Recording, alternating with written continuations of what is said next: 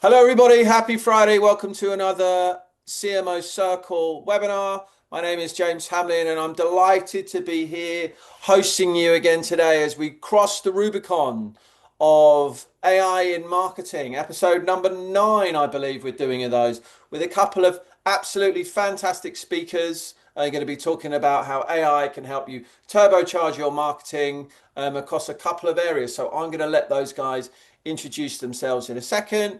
If you're watching back on YouTube, where were you? But we're glad that you're here. So hello, like, click, subscribe, all that YouTube stuff down there. That would be really, really appreciative. And share this around because this is really, really good stuff that can really help you on your marketing journey.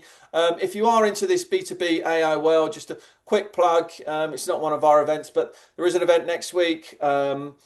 With Finn, who's part of Intercom, and Clay. I know lots of people who like doing Clay stuff. On Tuesday, I'll post a link to that as well. If you want to check out some AI in the wild this week, then feel free to do that. And I also hope that the CMO Circle members here will be at our awards on Thursday this week. I will see you there as well. So that's the plugging over. Let's get on with the AI stuff. So have some amazing speakers. We've got Georgie and Katie from Veed, an absolutely incredible video platform that I will be doing the edits for this video on. That's how contextual we are. So Georgie, Katie, can you please introduce yourselves? Maybe Georgie, you go first and then Katie. Yeah, sure. Hey everyone, happy Friday. Yeah, thanks for the intro as well, James. So I'm the SEO slash organic lead at Veed. I lead a team of about 25 SEO specialists, and I'd say that my specialism is definitely in this new world of like search everywhere optimization. So yeah, really keen to dig into this a little bit more today. I've been leading SEO at Veed for about 1.5 years, and the majority of our growth has been built on SEO to date. So hopefully got quite a few hot takes to share with you today. I'll pass over to the lovely Katie. And I'm Katie, met many of you before, but I'm leading product and partner marketing at Veed. So really digging into the use cases which are rapidly emerging for how our users are not just creating video, but also using AI in their workflows to create video. So yeah, also excited for this conversation. Amazing. Shout to the Veed crew. They'll be presenting second, but presenting first today will be Mark Walker, who's been one of our speakers before in this particular webinar series. So we're delighted that he's back. So I'm going to pass to Mark. Mark, if you'd like to introduce yourself, and then yeah, please embark on your talk. Thank you. Cheers, James. Hey, everyone. I'm Mark. For those who did join for the last talk, thanks very much for having me back. And I can't have done anything too wrong to be back here again. I'm the co-founder and CEO of an AI native account-based marketing platform called Revved Up. Actually, today's talk is not going to be about that. I'm going to do something a little bit different. I'm going to talk about how AI and workflows are being embedded into Revved Up to help amplify the rest of our marketing and operations. So that's what we're going to talk about. I will share my screen and I can dive straight in.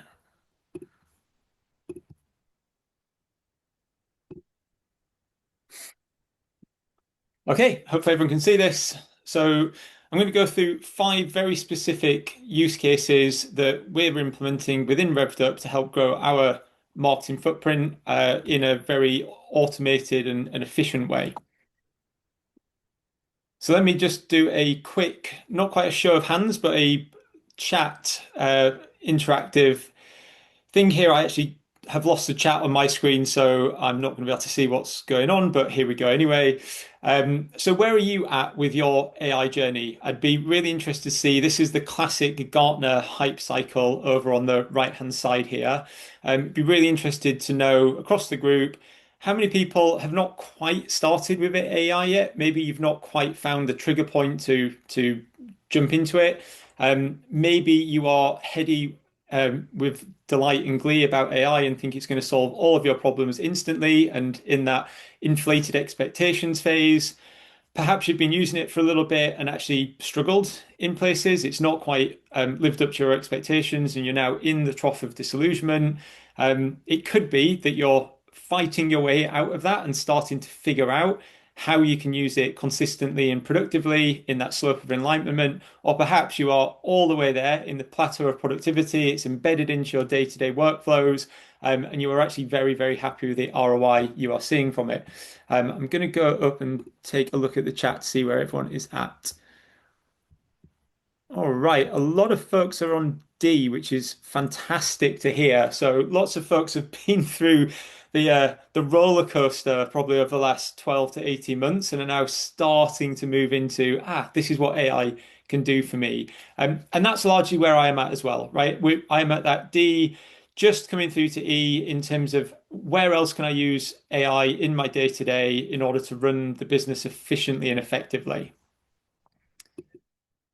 So my journey, just a very quick piece on me, like why am I speaking on this topic? So I come from a growth and marketing background. I actually worked with Katie in a previous life at Eventbrite as their head of growth, and I was the marketing director at a business called Attest, leading their marketing before becoming a chief revenue officer in the same business at Attest. I've had 3 different stints as a CRO, leading all of the go-to-market function, sales, marketing, SDR, RevOps, and so on. So that's where I got a little bit more of a strategic view of everything, how everything needs to be pulled together.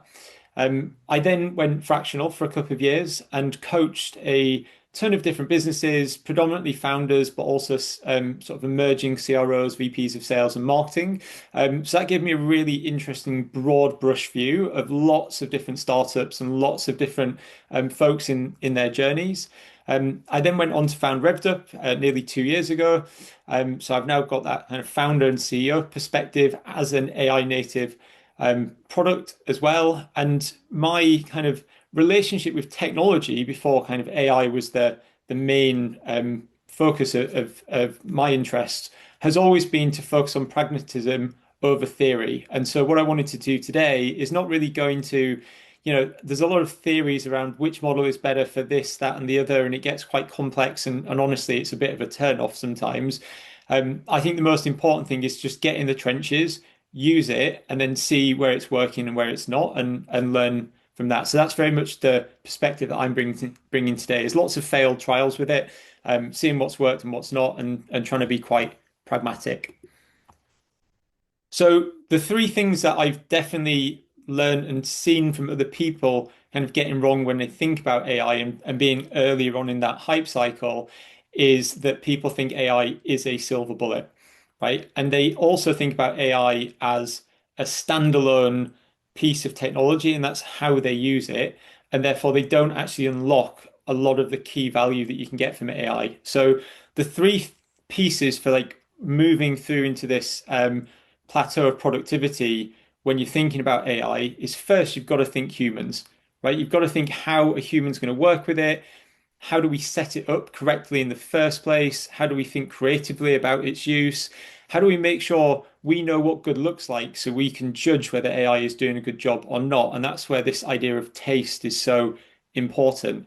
And if you ever approach AI thinking it's a silver bullet, you don't need to know the answers in the first place. AI will figure it all out for you. That is where most people fall into that trough of disillusionment because it isn't that good, right? You still have to have humans in control, hands on the steering wheel. Now, that means when you do apply AI, you have to manage it. There's actually a super interesting article that I read from Jason Lemkin at SaaStr this week, and he was saying they deployed a bunch of AI within SaaStr very early, about 12 months ago, and it didn't work, right? It just didn't work at all. And when they thought about why that was not working, they realized they weren't giving it the time that it needed to add the guardrails, to coach it, to provide feedback. So now he and his other senior leadership members are spending up to 20 hours a week, 20 hours a week actively managing AI, but now it works. And that's kind of where everyone's getting it wrong, I think. People think it can just run by itself, and you need that human in the loop piece. Now, the final bit, the real unlock for me is how do you get out of the consumer versions of AI? So how do you get out of Claude and ChatGPT if you want to make it work for your business and your function? That's a really unscalable way of using AI. How do you actually embed it into your workflows so it is doing some of the heavy lifting and thinking within key jobs to be done that you want to execute in your job or in your function. And that combination of human ingenuity, managed AI, and workflows, that's where like cool stuff really happens.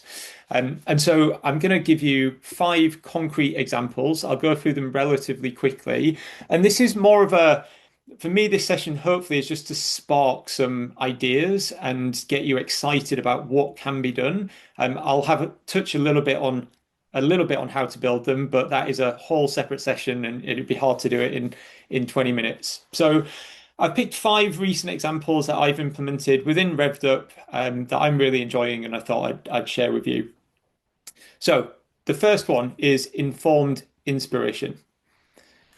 So this is the output, and then I'll go into what the inputs look like. So every week, I get a custom newsletter digest that takes me through all of the key trends and topics from LinkedIn and online, so various blog posts, articles, and so on.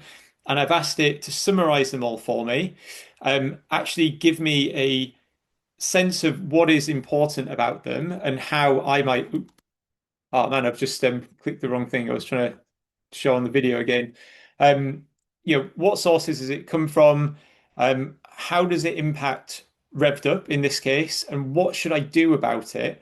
So it's not just giving me a random news digest, but I don't know if you guys have this, I have like so many newsletter feeds that come in to my inbox. It's very hard to keep up with them all. So this is a really great way for me to think at the start of the week, what's going on in the world? What might I want to look deeper in? What might I want to write about? And what should we be doing about it? And under the hood, the way I've built this newsletter is in NA10. And a lot of these workflows I've built in NA10. There's a schedule trigger. So on a Monday morning, it will go and do a parallel search. It will use Perplexity to go and look for the latest news articles, blog posts, and so on that have been published on a key set of topics. So for me, it's things like ABM, AI in marketing, AI in go-to-market, and so on. And then simultaneously, it will go and scrape and search LinkedIn feeds and for LinkedIn posts related to those topics as well. So these are the sort of 2 key nodes within this workflow that you've got to get working correctly. And then another really critical one is what Perplexity does is it only gives you the top level summary of the articles. It doesn't actually scrape the content. It's against its terms of use. So I use a separate node by a business called Gina, which is awesome. And that will actually go and scrape all of the content from that article or that website so that you have the full text to work with. Then it gets combined together. You can then run a message. I've got a custom prompt within Gemini to say, look at all this information, digest it in this way, run these key thought experiments for me, and then it all gets coded up and sent into this nicely formatted newsletter. So it is my personal newsletter delivered on a Monday morning, exactly what I want to see and hear about. So for me, that's a really cool use case of just, I don't even have to think about it. It gets delivered every Monday morning on exactly the things that I care about.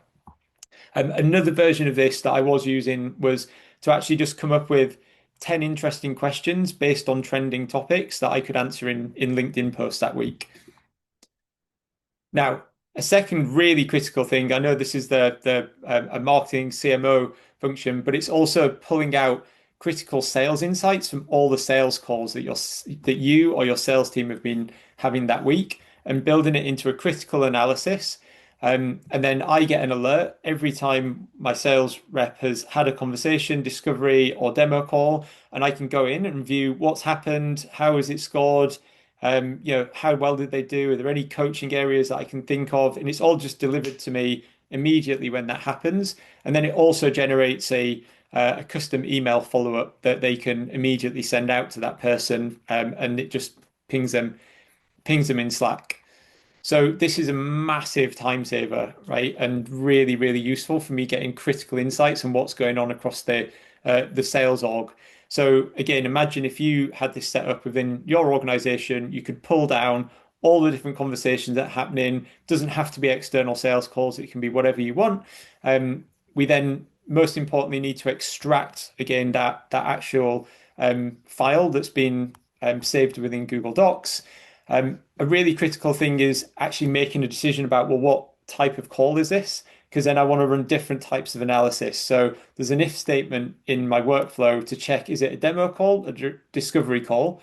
It then runs a different type of analysis on each. And then that all gets sent through, as I said, through this workflow, and also creates the follow-up email. So it's a massive time saver for my sales rep. And it's a massive time saver for me because I have all that critical analysis in one place, in one folder that I can go and look at either as I want or towards the end of the week. I can have a key understanding of what's going on the sales side of the business. This could be super useful. Again, from a marketing perspective, you could set all this workflow up, but within your Gemini prompts, it may be that you're looking for product marketing feedback, you're looking for positioning, what didn't they understand about your position? You could set it up to send to the product org, were there any product or features that were missed? Like all of this can just be done automatically.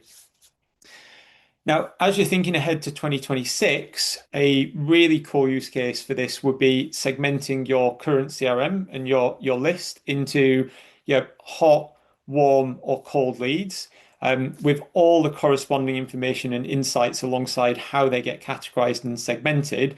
Very, very useful if you're going to run an ABM motion, but really for any other marketing campaign. So instead of running a kind of finger in the air, I think this is how we should segment our list and run different campaigns against them. You can have AI and workflows actually run through all this in a really, really smart way. So the way I've set this up is to have our list of all of our key accounts. We then want to run some critical insights against them. So have there been any leadership changes? Is there any recent news that's relevant to key initiatives they might be running that are relevant to us? Are they hiring in functions or areas like sales or marketing that might mean they're a better fit for us now rather than later? Has there been any funding news that suggests they've got more funds and are going to have big growth plans? And the really critical thing with this flow is just making sure you give AI the critical insights into who that actual prospect is, and then most importantly, what it is that your company does.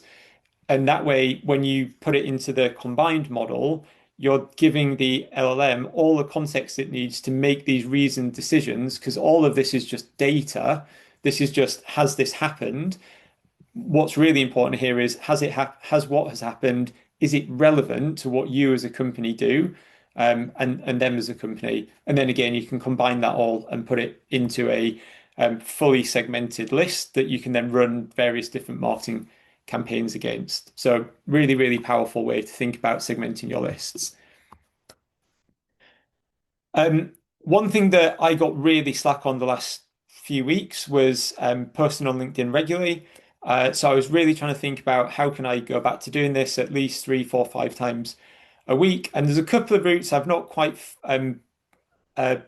landed on a permanent kind of solution to this just yet. But one of the things that I've been trialing the last few weeks is actually getting LLMs to write my posts for me. Now, every time I've tried to do it with an off-the-shelf tool, or I've tried getting ChatGPT and the consumer sort of version of it to do it, I hate it, right? I may as well not have got it to do it at all because I just rewrite everything. It doesn't capture my tone of voice. It doesn't focus on topics that I care about. So I stopped doing it. With this workflow, and again, this was just an example of one post that I did that got some really nice engagement off the back of it, is, again, schedule trigger. For what it's doing here is it's looking at all of my conversations. So it's getting a sense of how I speak about topics and what topics I'm talking about with the market. So it's capturing all of those sales, discovery calls, consulting calls that I will do.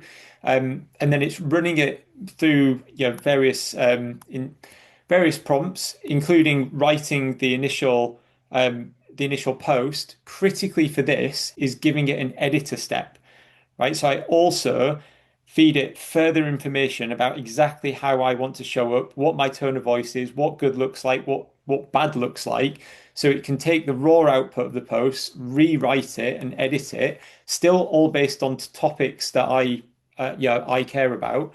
And then it actually generates some relevant images as well, because that was the other pain that I always found is I never had good imagery to go with it. So I've told it what type of images I want it to generate for me.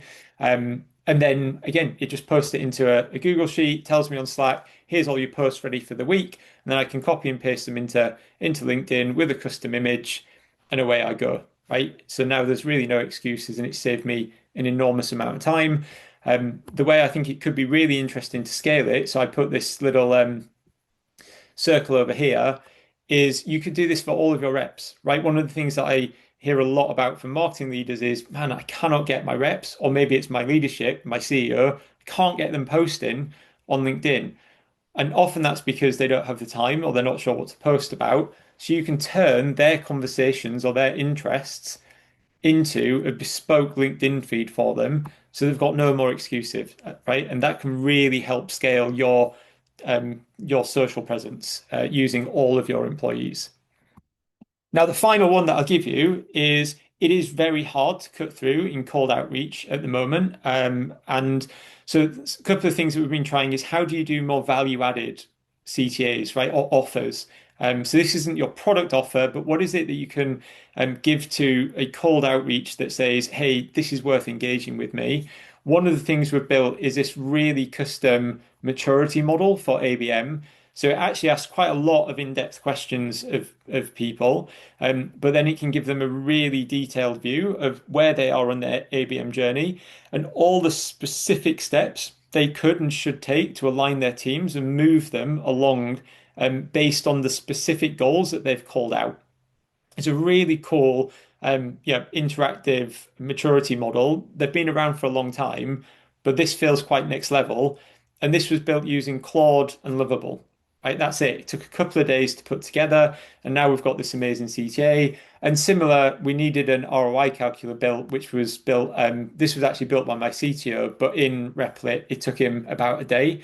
Again, just based on some basic Excel math, helped out with Claude. So I know I'm running out of time.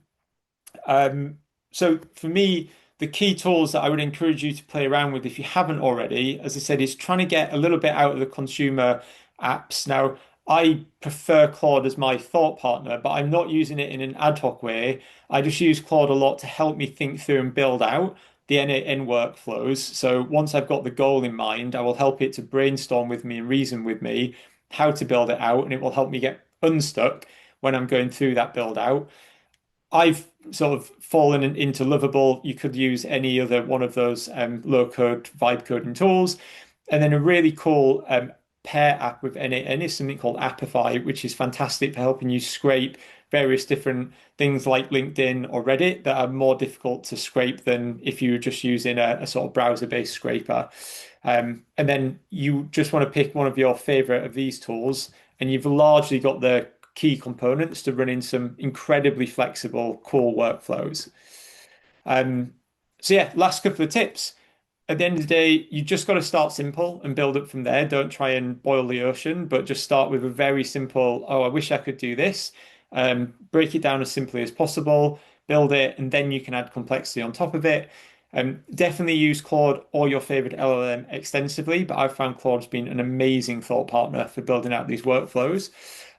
One key thing to stop you rinsing through credits in whatever different tools you're using within N8N is to use pin.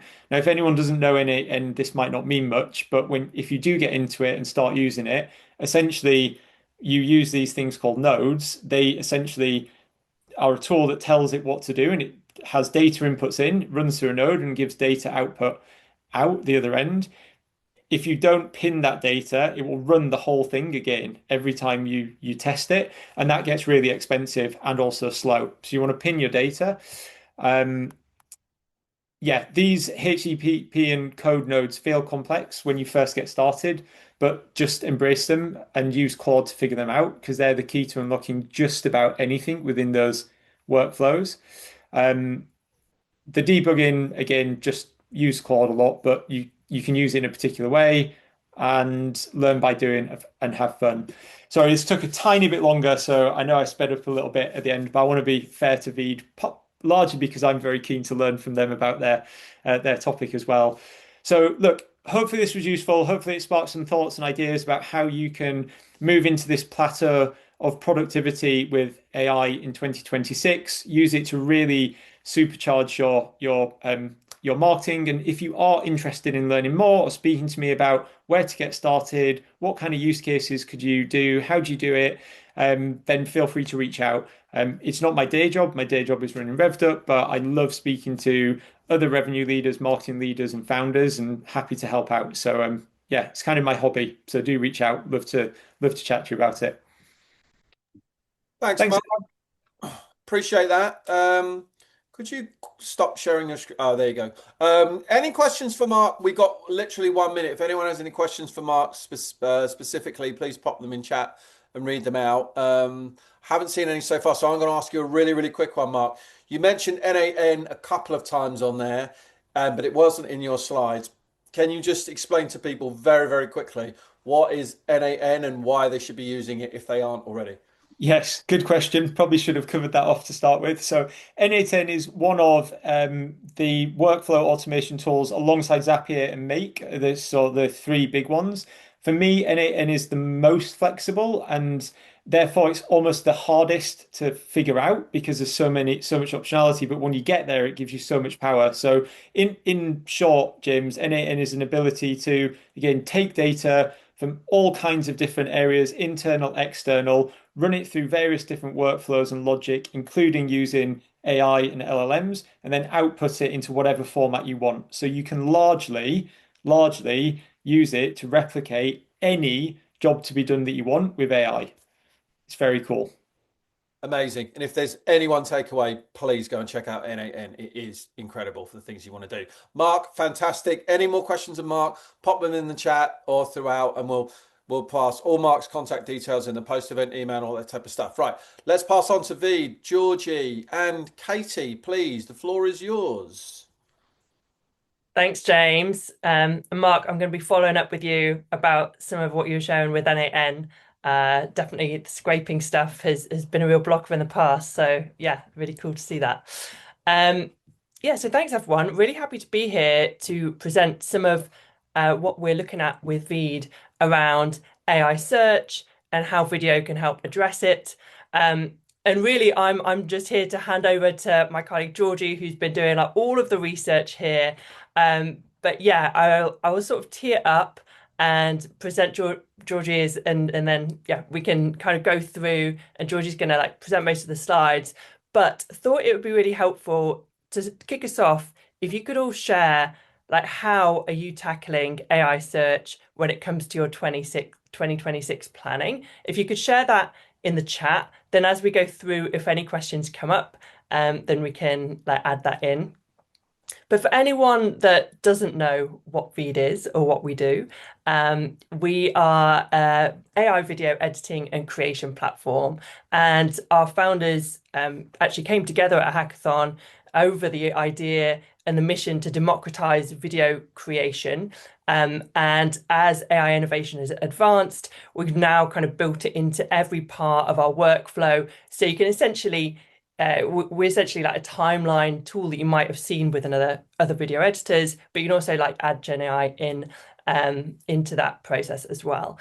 So one of the fastest emerging use cases we're seeing is actually marketers using video, creating a lot of video to address the increasing opportunity for AI search. And yeah, that's what Georgie has been seeing with her work with the SEO team as well. So Georgie, I'm going to hand over to you to share some of what you've been seeing. Awesome. Yeah, thank you so much, Katie. Yeah, just checking everyone can see my screen okay. Awesome. So yeah, I think just to kick off, I've got a couple of slides just to kind of set the scene in terms of what we're seeing overall. Amazing. Thanks for the thumbs up, everyone. So right now, there is a massive discoverability shift. I'm sure everyone on this call today has definitely heard about this, seen it all over LinkedIn. I definitely have every single day I wake up, which is really exciting. So currently there's this indexation gap, which I'll go into a little bit later. And YouTube as a whole is actually the #2 biggest search engine, which is extremely exciting. So basically, if you don't have your video within that index, you are completely invisible within AI search as a whole. So next slide. But actually, let me show you how dramatically the buyer behavior journey has changed. I'd say in the past 5 years, but really it's just one, like, let's be real. So on the left-hand side, like back in 2020, this is what the typical search journey looked like. So someone was Googling best CRM software, you got your 10 blue links, and then click through 8 to 12 different websites over a couple of weeks, compared features, went onto G2, read different reviews, visited different vendor sites. It was super long, fragmented research process, and arguably it took weeks. Today, the right-hand side, someone can literally go into ChatGPT, Claude, any other LLM, and they get something that's incredibly bespoke to them. So for example, how this has evolved, what's the best CRM for a 50-person sales team? They then get 2 to 3 specific recommendations, video demonstrations, often with that single conversation. So basically the decision process has sped up quite significantly. So from what I was kind of speaking about earlier, this has gone from retrieval to overall synthesis to weeks to days. So we've gone from, here are the 10 options, you basically figure out what's the best option for you. But actually now we've moved to, here's the answer, here's why, and also here's a video showing you how it works. So on the slide, I've got a couple of different stats which are quite staggering in terms of this behavioral shift. But ChatGPT alone is reported as of last month 800 million weekly active users, and that doubled since April. Did a quick check today, that's actually more than the entire population of Europe using one AI search tool every single week. So it's not just the total users, that's the weekly active users, which is amazing. And this isn't just about consumers browsing. Actually, 67% of B2B buyers are now using AI chat tools for product searches. So 2/3 of your prospects are starting their buyer journey on LLMs, not necessarily just on Google anymore. And then lastly, 59% of all searches now end without a click to any website, which has made my life a little bit difficult as an SEO, let's be honest. But users finding their answers directly in Google, so whether it be on the AI overviews at the top of the AI generated summaries at the top of search engines, those featured snippets, and different searches themselves. But I definitely want to be clear that some people are saying that Google is dying. That's definitely not what we're seeing. Recent research from an amazing audience data platform called SparkToro shows that Google search actually grew and it isn't specifically declining. So what I'm seeing within like Veed's customer set is that LLMs are actually becoming an addition to how people are searching, not necessarily a replacement. So yes, people are using ChatGPT for one type of query, Google for another, maybe even Reddit for community input, YouTube for demonstrations. So my take is that search behavior, yes, it's fragmenting across multiple platforms. Who knows what's going to happen in the future? Maybe AI tools will become more dominant, but I'm very much in the camp of optimize for search wherever your customers actually are. Right now, they're increasing in AI chat tools, and they're also increasing getting video answers across these platforms as well. So let me also show you how the data proves that video is also exploding right now. Cool. So a couple of more stats here. YouTube now appears around 30% of all Google's AI overviews, and they're also one of the single most cited domains on the internet, which is absolutely massive. That's more than any other news source that we've seen on Google. So that shows that there's a massive opportunity. On average, video content gets 3 times more likely to be cited than text across all AI platforms, being ChatGPT, Claude, Perplexity. And then also reports of last year alone, between August and October 2024, 300% surge in AI in video citations. So this isn't just a slow trend. This was over a year ago. This exponential growth is still happening right now. And as CEOs today, like this is a discovery channel that's growing rapidly. And most competitors are still yet to understand like what their strategic approach is. So at Veed, we've been seeing quite a lot of success. We've jumped on this about a year ago. It's not just a nice to have content anymore. It's actually ways that you can help to capture your growth whilst you're still establishing the category leadership.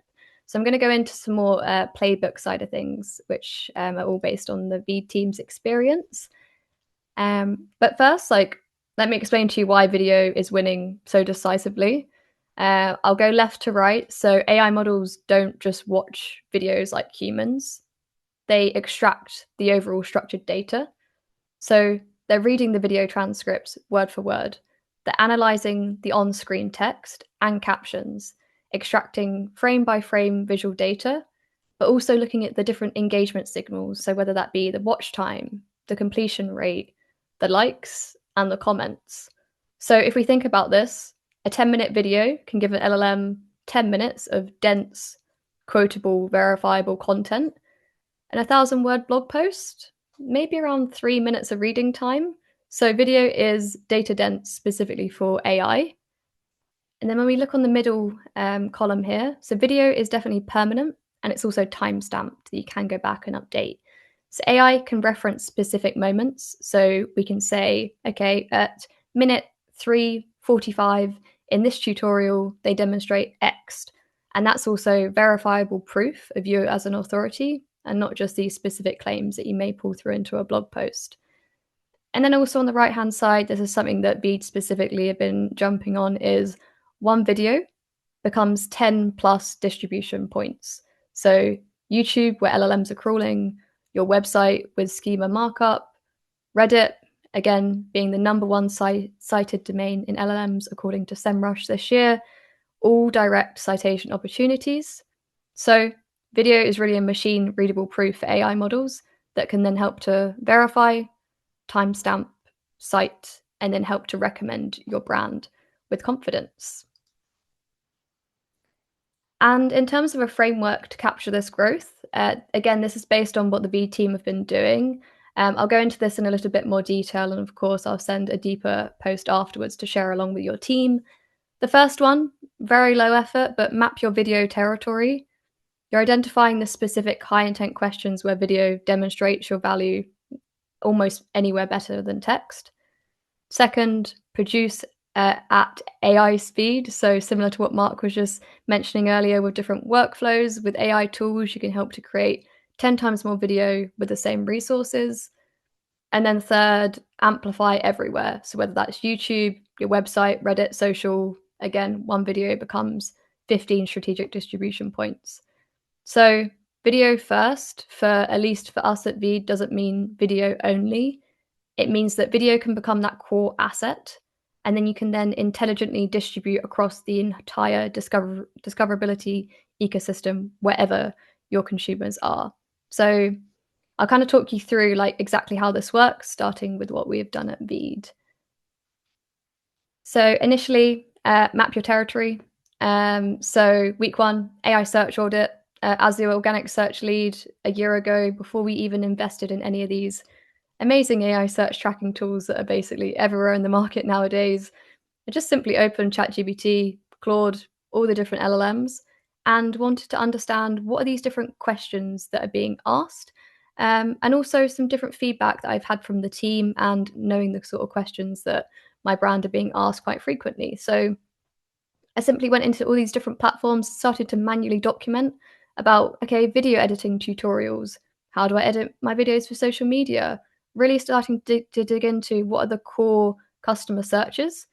But you can also get these different data points from whether it's your SEO team, FAQs on Google search, your sales calls, your support team, or even just go into ChatGPT and ask them to prompt them for you. I think that's a really, really good starting point.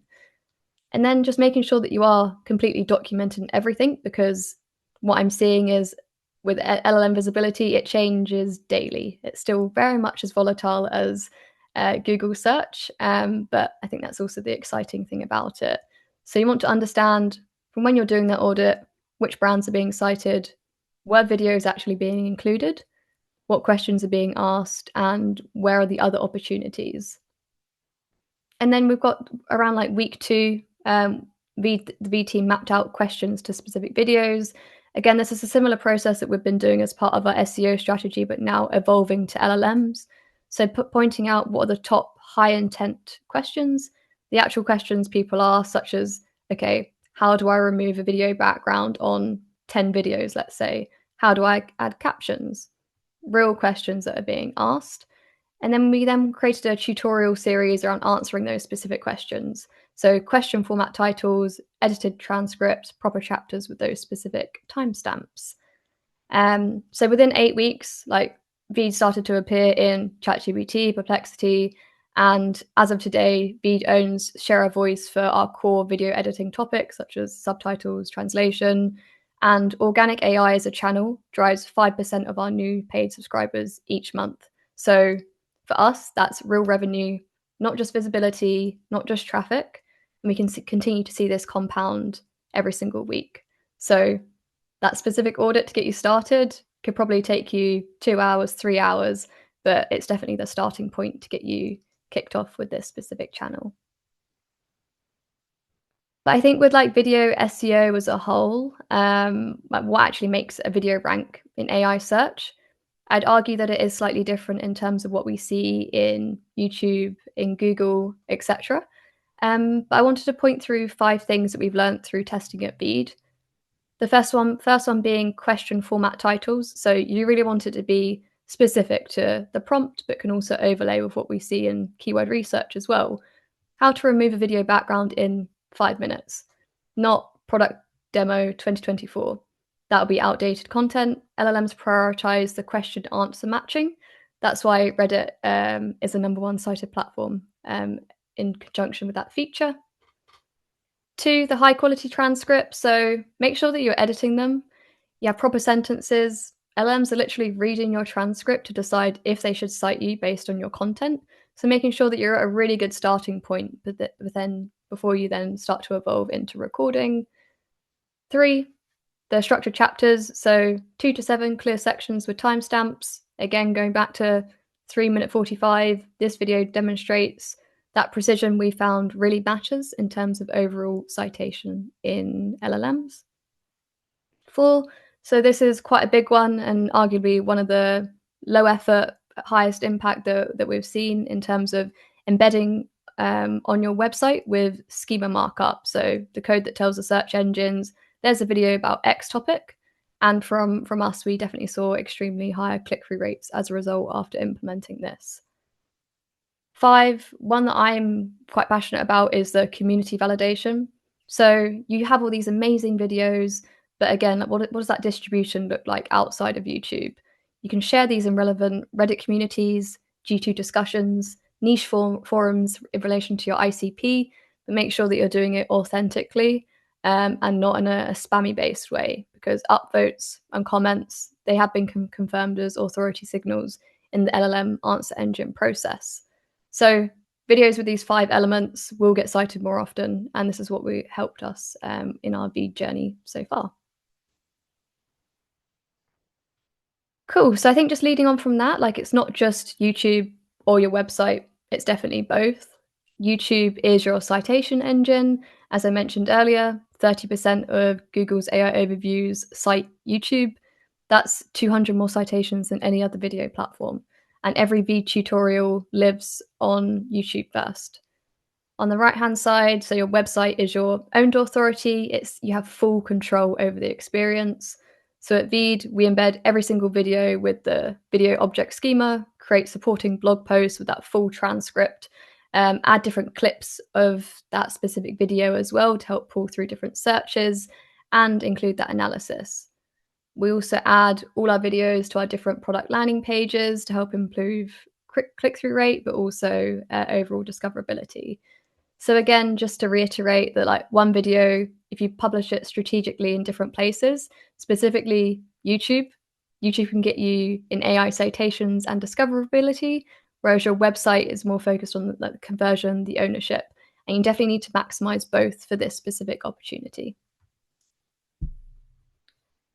Cool. So then step 2, maybe thinking like, how do I produce enough video to capture this with our current resources? A couple of examples again from how we do it at Veed. So as I mentioned, we use AI to turn those existing blog posts into video transcripts, and we can do that instantly. So maybe what took a full day a year and a half ago can now take 30 minutes. We can get that out the door in almost an instant. And you can also start with that transcript, you can write the script first. Again, we do it with our content lead. You can fill it with an AI teleprompter for single take filming, and we already have that high quality transcript that LLMs will cite. The next one is something that we're starting to dig into a little bit more, but I think like the opportunity around like resizing and dubbing videos. On Veed, you can do it on 100+ languages in one click, which is awesome if you have a if you like have lots of different customers across the globe. So again, like that one tutorial can become dozens of localized assets instantly, and like arguably the efficiency barrier to video is gone. So this is how we went from 3 videos a month to 30+ with the same size team, which is very exciting. Cool. So just cautious of time. So in terms of like a video production hierarchy, not all videos are equal for AI discoverability. And here's a quick glimpse in terms of an example content strategy that, again, works for us at Veed. Take it with a pinch of salt, see what works for you. Tier 1, I definitely say these like are the hero tutorials. It's the 10 to 15 minutes, the super deep dives, the comprehensive guides. These are the ones that are likely to get cited the most in LM responses. A good benchmark, try 1 a month, see what the impact is. 1 to 2 would be ideal. Tier 2, something that we see performing extremely well from an LLM perspective, is this comparison content. So the Veed versus competitor, or in our case, we can also assess like different video models, image models, understand and do a deep dive into what's better for that specific use case. They're super high intent, but also users are usually at the consideration stage at this point. Tier 3, these quick tips, so 1 to 3 minutes, super bite size. It's mainly one single concept, and the volume definitely helps to the surface area for AI discoverability. And then tier 4, the AI shorts, the clips, under a minute, best for that social distribution and reach. And we're hearing in search that LLMs definitely favor freshness. Freshness is around updating content around every 30 days, which I think some of Mark's NAN workflows is something that my team's starting to explore as well, how we can start tapping into that. So tier 3 and 4 helps to give you that overall volume, helps you to get found initially, but arguably tier 1 and 2 give you that depth. You can then build that authority, you can get cited consistently, and then you can win in the longer term. Fab. And then I think just a couple of different areas, which I won't go into too much because it's in the blog that I'll share, that James will share around afterwards, but it's definitely around amplifying across different surfaces.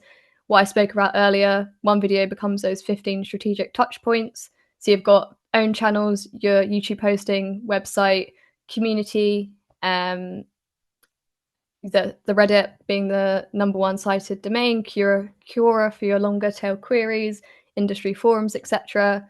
You need to be thinking about this in a 360 holistic way. Again, like this is the multiplier for most brands. So when you connect them both, like it's very helpful for video answers that are shared authentically in Reddit communities. You can create this citation engine that compounds. Veed's very active in our video editing, content creation communities, and we actually go in and answer those genuine questions that people are asking for. And that's a big portion of where our AI citations come from. Again, this is just a quick view of like a 90-day roadmap that's worked for Veed. Can share it with your team, but basically like weeks 1 and 2, 3 to 8, depending on your overall capacity within the team. But hopefully it starts to give an overall idea around how you can put this into action. And then the window is definitely closing. Right now, we're still in that early adopter advantage phase. Video citations are really surging that we're seeing. Competition is low, and you can really win your category if you start. 18 months from now, again, who knows where we'll be. We've seen this before with SEO and specifically with YouTube at Veed. Again, as I said, this has been part of our growth strategy from our inception. So we're excited to see the impact as we start to dig into this. And just to leave with a question, I think like what if 20% of your customers are already using AI to search? You're completely invisible in that case. So not if, it's when. At Veed, we went from 0 AI search organic presence again to now moving to 5% of our subscriptions in that under a year. So the mechanics definitely work whether you're B2B, B2C, but I think the question is like, will you capture it whilst it is still exploding? So to close, just linking this guide to video search in the AI era, it's very much top of mind for me. So, and my team as we enter next year. So I'll be frequently updating it with tests, findings from our experiments and different learnings. But yeah, just we'll send it in the chat as well. And any questions? Sorry, I went a bit over there, James. Oh, no, it's fine. It's fine. I think people's minds are pretty blown by some of this. Georgie, Katie, that was a fantastic presentation, and some real kind of in-depth case studies there, as well in terms of how Veed is done. If anyone has any questions, please put it on the chat. Are you okay to stop sharing slides, Georgie? Thank you. So, question for you, and maybe I'll take one. And if there's any people that want to please jump in. But let's be contextual, right? We're recording a video here, right? As you know, and it would be great to get some of this information also on LLMs. So imagine you were instructing us, and we've just recorded this video based on your playbook. What would be then the optimal next step to try to get the content of this video up on LLMs? Yeah, love that, James. I think that's something that we're doing is we're taking webinars like this and we're understanding, okay, what are the core chapters that have been mentioned in today's webinar, and how can you start to segment them? And you could probably create 10 different blog posts by using AI off the back of it. So you can work through and add different clips of this. So there's lots of readily AI clip generators out there, and you can start to pull through those different contextual elements, so you can start to win in search across Google and LLMs. They'll readily be indexed because you're then cross-referencing the videos that you've got on YouTube already, and then across what we're seeing on search as a whole. So I know that you upload this to YouTube afterwards, and working on all those different elements that I noted earlier with regards to the captions, the transcript. If you've checked all those off, I'd say the next step is definitely expanding the blog post side of it and definitely working to build on your overall domain authority. Thanks for that, Georgie. We have a question. Is the automation on transcripting and video scripting now 100% foolproof? I doubt it. Does content still need proof checking each time, or do you check just a proportion of the output? Yeah, I mean, great question, Dan. I think on our side, like, you can still initially we were definitely working to make sure that it was like 100% right, like before that we were putting anything out. But I feel like once you do it like quite a few times and you feel like it's getting to a good point, it depends on your video output as well. Like if you're putting out, let's say, like a video every single day, I think once you get this transcripting to a good point and you trust it, then you can probably just put it out there. But I would always make sure you have that human-based QA just to double check. We don't want to fully rely on AI in that sense. I totally agree. Totally agree. If there aren't any more questions, we will leave a couple of minutes ahead of time, which is incredibly rare. But just before we do, I just want to take an opportunity to say thank you to our speakers today, Mark Walker, who kicked us off, and then Katie McPhee and Georgie from Veed. Absolutely incredible. Everyone who's here, we will respond with all this content in the post-event email. And again, if you're watching on YouTube, please look below. It should all be stuffed in there. And again, yeah, fantastic. Thank you for everybody for attending this webinar. Please go to the CMOcircle.com for all the stuff we're doing on there and follow us. So yeah, thanks for joining, and amazing session. And we will see you at the next one. Thank you.